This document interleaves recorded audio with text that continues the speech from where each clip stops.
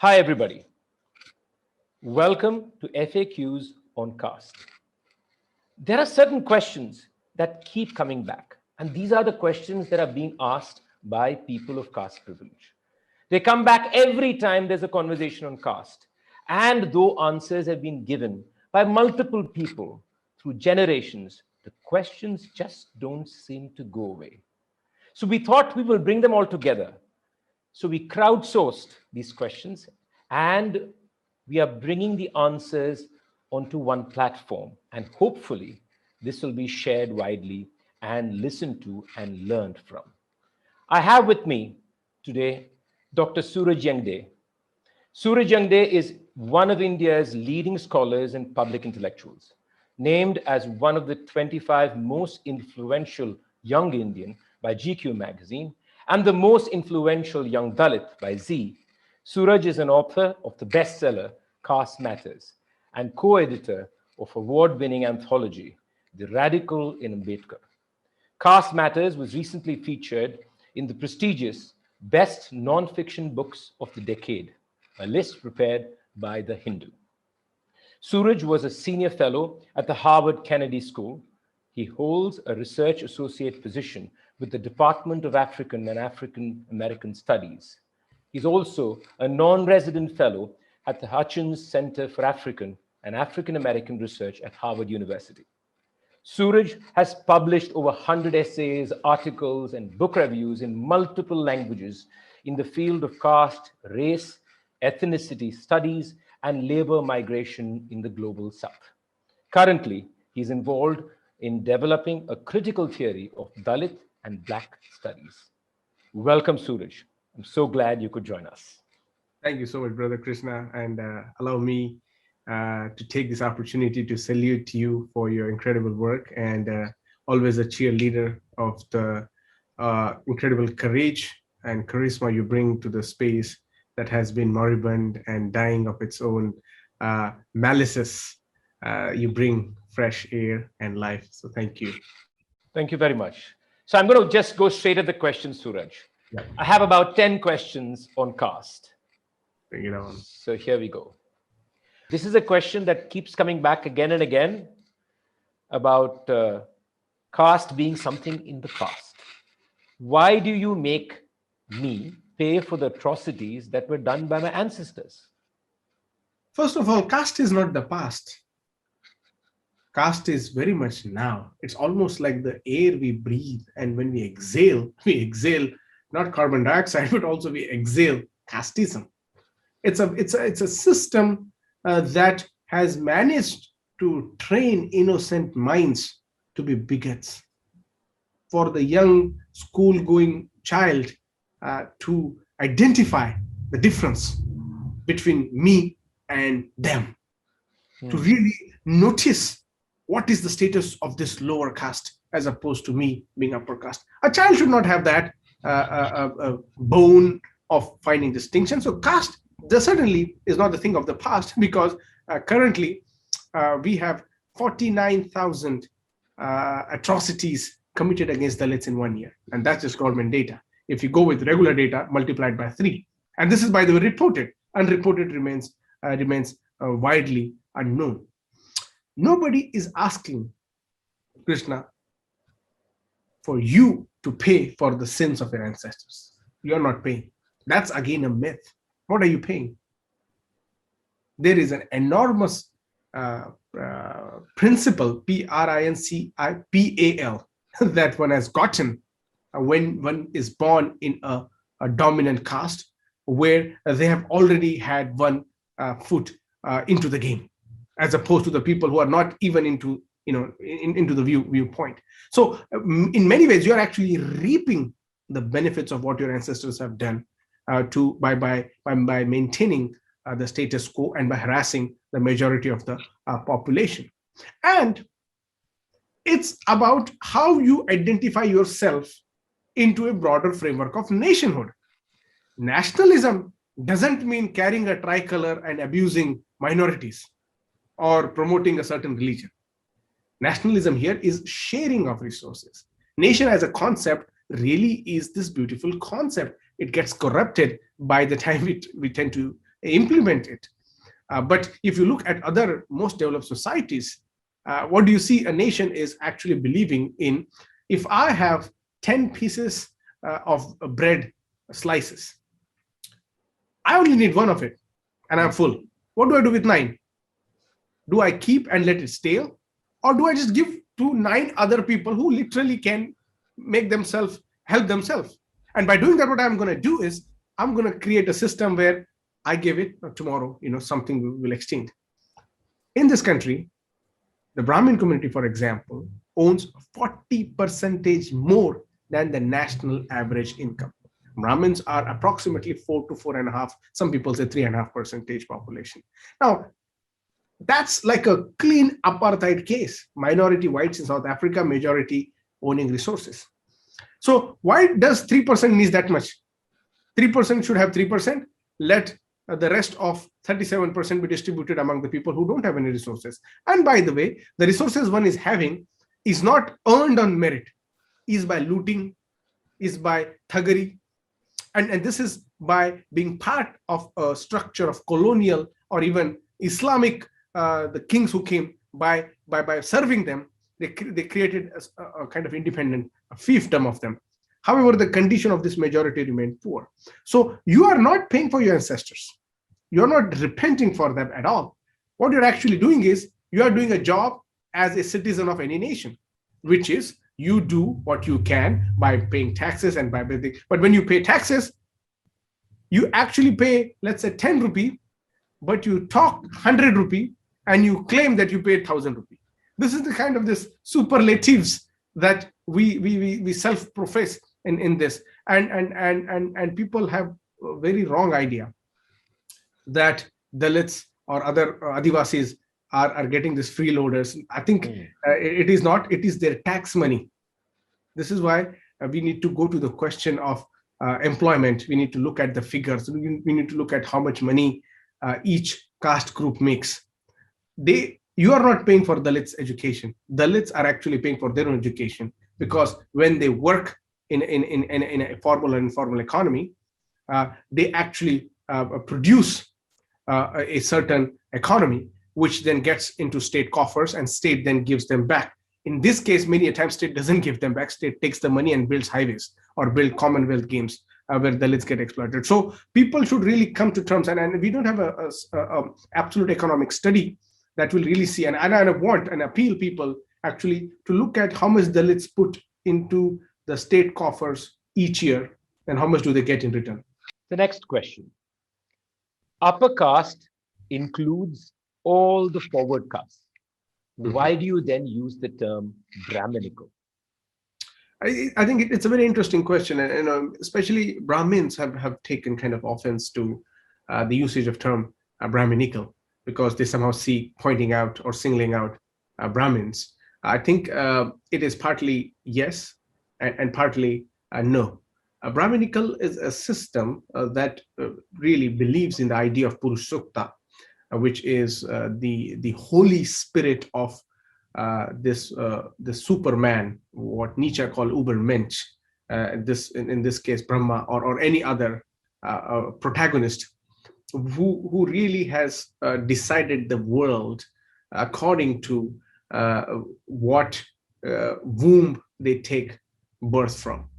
And this idea of unmeritorious status given without even having to work or having to prove yourself becomes a problematic experience. And to kind of avoid that, what we do is try to counter a system that penetrates not just caste, but other forms of discrimination that support caste, and more prominently is what we in today's lingua would call sexism or misogyny or anti-woman based oppressions. Brahminical is then a adequate supposition of all the forms of oppressions that believe in the hierarchical structure, wherein Brahmin remains at the top, and then the Brahmin will use every methods in the book and creative ideas to retain their top position. And then by being at top, what they do is they make everyone else fall underneath them. So if I have to identify a system that is literally predicated on someone being at the top, and by one being at top, the rest of them became lower. That's how the archetype of Brahminical exercises. Thank you. Caste is found in all religions, but why are only Hindus being targeted?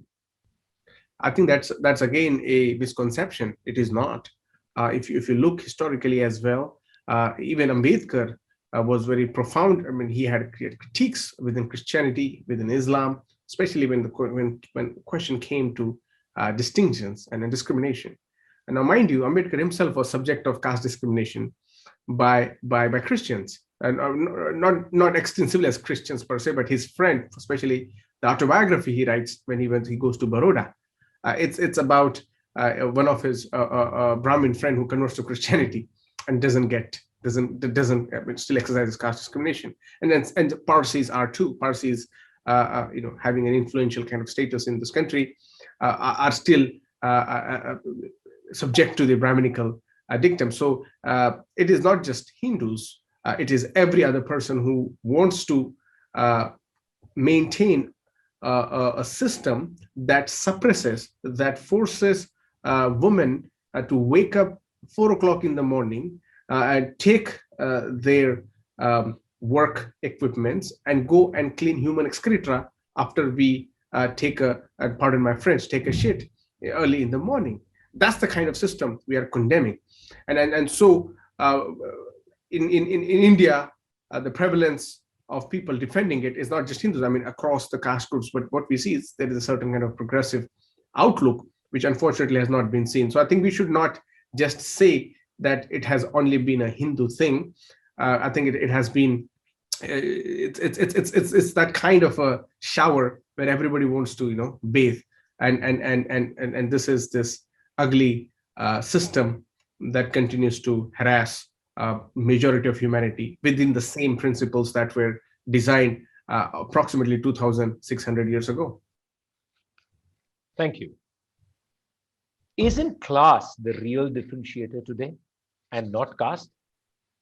I partly agree with that. Class is, but class is not the only, and that's where we get a problem, right?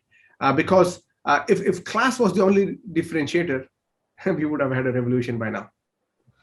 There is a certain lacuna in how we manifest or propose our pronunciations about certain experience. Now, the people who talk about class distinction are clearly bothered by class, and people who are bothered by caste are people who will talk about caste. And in a system, especially like India, caste supersedes class. However, one cannot just only talk about caste. We have to either hyphenate it or add a comma and necessarily juxtapose it with class as well. Because I think the system of distinction, again, exploitation of labor, that's very much fundamental to the caste system, right? I mean, you have a surplus labor, what Marx talked about. I mean, it was way before in India, where why do you want to retain caste is because you have access to labor, not only on your farm, but also in your everyday life, in your quotidian journeys. And this is the kind of surplus labor which is dispensable. You can get rid of it and you will not be accountable.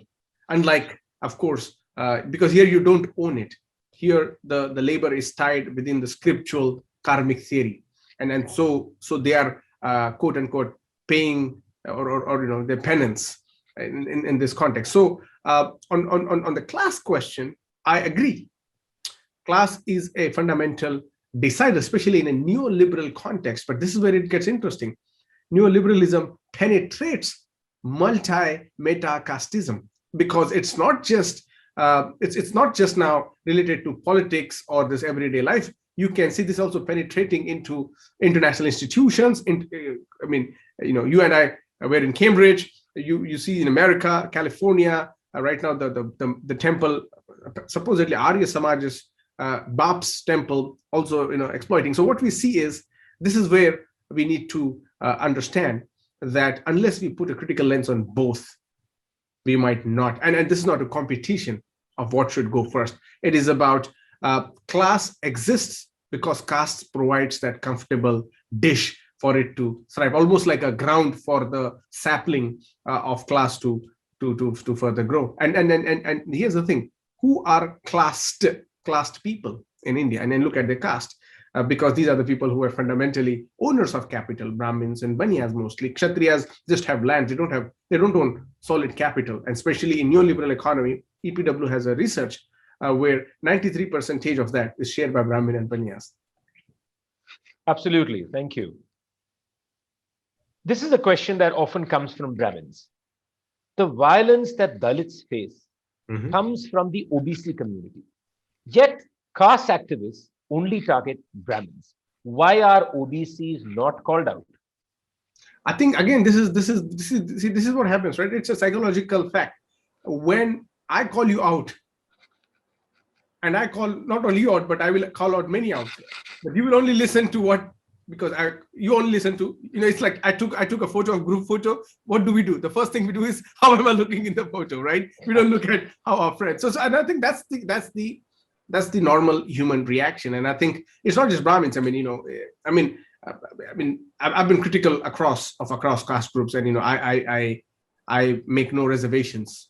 When it comes to offering a semantic critique, at least, if not phenomenological analysis of these communities. So in this sense, what happens is OBCs are actually, especially and that statement is true. OBCs are responsible for violence, but not only they are imposing violence, but they are imposing violence under a structure. See, without caste, OBCs are humans. Brahmins are humans. Dalits are humans. With caste, one becomes Brahmin, one becomes OBC. And I've been telling my Brahmin friends, especially, like Brahmin community should issue a fatwa to say, if they are really caring about this, if any OBC commits violence upon Dalits or Adivasis or anybody, we will prohibit them from entering temples, because this is against the dharma. This is against the virtues that the dharmic values propose. No Brahmin have done that. And what OBC is doing is basically, as I call them, the servant castes of Brahminism, where they would like to serve because they operate in a structure that grants them superficial superiority. It's not even adequate, and it's not even fundamental. And so, if OBC is committing crime, the OBC is not committing crime because the OBC has anything to do with Dalit. He's committing crime because someone above him is authorizing him or her to offer that violence, and for that he or she is compensated spiritually, politically, and in various ways, as we see in today's India. Well, this is a question that I've heard friends of mine ask many times. They say this: I treat my house help like family. She or he have been with me for like decades. Why do you accuse me of being casteist? See, the point is, when we talk about our help, right, we overlook the idea of patronization that we bring without filters. Actually, there's always this kind of a charitable instinct, this kind of a very crude way of sensualizing. It's salacious, almost a vulgar form of engaging with the help who belongs to a certain community. Because see, she is help and you are her employer because there exists a caste structure that has granted you a position and that has made her life hellhole. My grandmother was a help, both sides, and I know that when I would go with them sometimes, and they would try to, because the people from upper caste where they would work, they would have like good oil, sometimes ghee, type of rotis. So my grandma sometimes would try to smuggle and give me that kind of roti and whatnot. And as a person, as a grandchild of a proud grandmother, who my grandmother is a heroine for me, to see that happening is certainly irking me. It's not because my grandma is enslaving or on her own volition, but because there is a structure that is forcing her to do that. And in India is probably the only country that has apartheid era type of slaves, which means they were like specific black labor who was migrant, or it was mostly she, but also he, who were then employed to do various kind of house chores. And we have this phenomenon across the board. In India, what happens is it's hereditary. One after another generations continue to do that. So for you to not to declare yourself caste free or casteist free, what we need to understand is, or what we need to perhaps ask the question is, what have you done to eliminate the distinction that exists between you and her? And two, just be honest, she has been served a tea or food in a separate utensil. There is always this specific quota within a dominant caste household, and especially within the sanctum sanctorium where they're not even allowed. So we have this extremely obnoxious system. And by the way, Krishna, younger generation kids, especially from the Savarna community, they keep telling me, they say, we observe this and we feel very sad about this. So there is a good news there, right? That the younger generation is noticing that. And so unless we recognize that those structures exist around you, you will still be part of a casteist regime, because you have slowly, in your patronizing, charitable way, very subtly contributed to espousing casteism. Absolutely, absolutely. Thank you for that. Another question that progressive privileged caste people also ask. I don't believe in caste. This is something they would say. I don't believe in caste. I don't even use my caste surname. Yeah. How could I be among the oppressors? I mean, if changing name would have made the slate clean, I mean, we would have had a revolution in the sense of giving up the names, right? I mean, but it's very interesting. In Tamil Nadu, for example, I find that quite interesting, right? I mean, there's no specification of last names per se. It's usually, and it's almost like a Iceland system. In Iceland, the children take the name of their father, and that's the identity, and and there is something very liberating about it, but within this, the progressives, and I feel for them, they want to do good, and that's why they have that heart to say, what, I mean, I'm not using my caste, and one should not mock them. One should try to go and explain to them that there are certain kind of difficulties in the way you are perceiving and the way it is actually exhibited. And unless we make them aware, and how could one make a progressive aware of the fact is that a progressive with certain cultural values will always adhere, and this is basically liberal values, will certainly adhere to progress of everyone. For them, it's very much a Gandhian model. We need to, and nothing wrong in that. But what they do is, in their everyone model, it's usually the dominant caste who feature.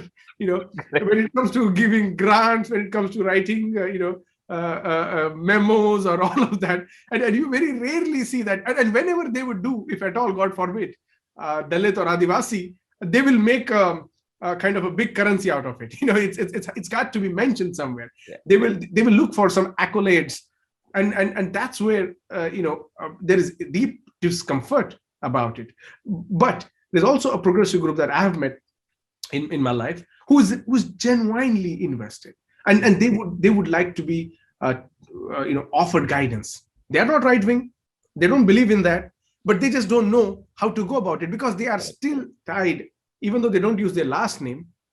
They have so much privileges that last name is unnecessary for them to exercise their caste, because in a cosmopolitan space, all you need is your connections. And so let us be critical, and not only about what kind of services or what kind of work I need to do in the space of anti-casteism, but also how well am I going to invest myself in eliminating the divisions which is responsible for creating. And what that means in actual sense is, how do we start questioning people from our own community who are occupying more places, who are creating the gap. And so instead of going over to Dalits into their slums and helping, what we can do is we can exercise that power privilege in our own societies. Absolutely. That's so true.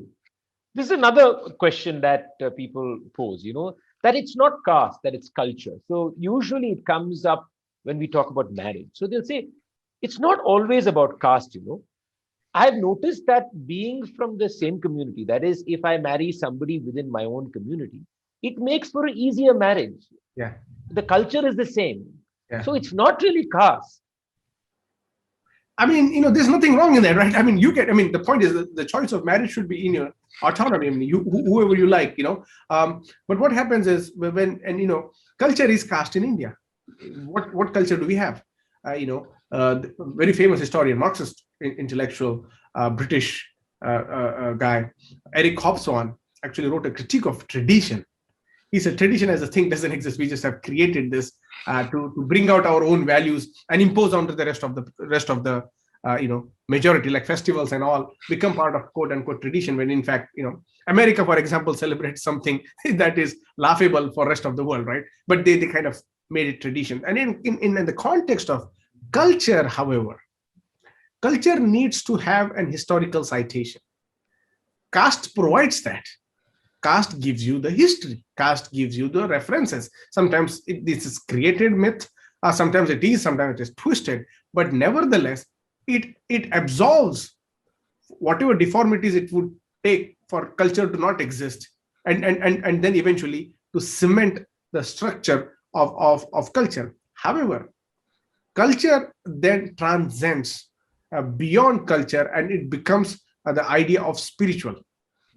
Infrastructure of spiritual religious domain becomes this excuse. So we when we use culture as a, let's say, European term, there is a certain distinction to that. But when we use an Indian context, what we essentially try to do is to offer this spiritual religio kind of authority or sanction, which has in a way been the fundamental principle of regulating caste. So yes, marry within whoever you want to do, and it's similar culture, good for you. I mean, there is nothing wrong in that. But if someone else is choosing to marry whoever they want, and in this case it is from different caste, support them, provide them all the thing, and don't just say, oh, it would have been same culture, but now why are you? I mean, you think it's same culture for you doesn't necessarily mean people think the same way.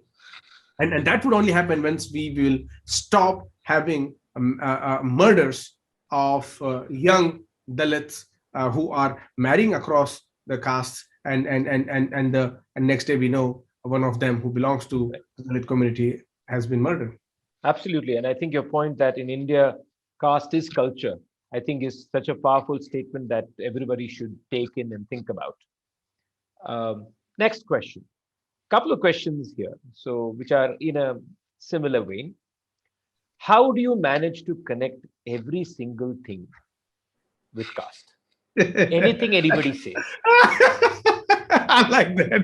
I like that. It's like the Ramban, or it's like a Jhandu Bam for progressives as well as the regressives. They have this common, at least they kind of meet at this point. Like how creative can you be to I think what they miss out is it's not just caste, right? We also offer critique to other forms of oppressions, but caste becomes heard because we exercise the privileges of caste more overtly than, let's say, for example, a hetero patriarchal system, male like you and I. When we exercise our male privileges, we might not necessarily account for our privileges as much as it would do with caste, but nevertheless, there is that kind of privilege that we have. And same goes with the sexualized minority communities and even trans people. What we essentially do is, in our context, is caste regulates our choices. It not only supports and perpetuates discrimination and a society based on distinctions, but also it gives you enormous amount of control. You have a power if you are the owner of caste.